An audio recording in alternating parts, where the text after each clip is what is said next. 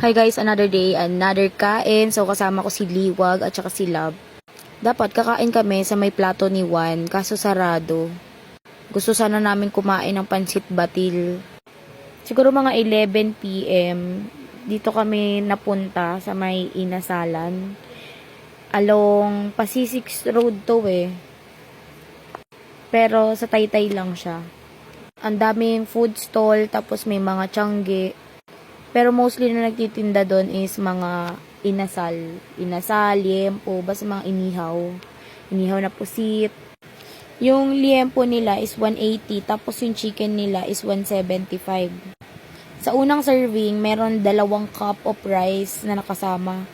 With soft drinks yon. Unli sabaw din sila. Meron silang papaitan and bulalo. Kahit madaming kumakain or madaming tao is mabilis lang talaga yung serving dito. Mga 15 minutes, ganon, or less. Parehong masarap naman yung liempo at saka yung chicken inasal nila. Hindi ko lang sure kung hanggang anong oras to bukas, pero baka hanggang madaling araw din. After namin kumain, dumiretso kami dito sa perya para mag-color game.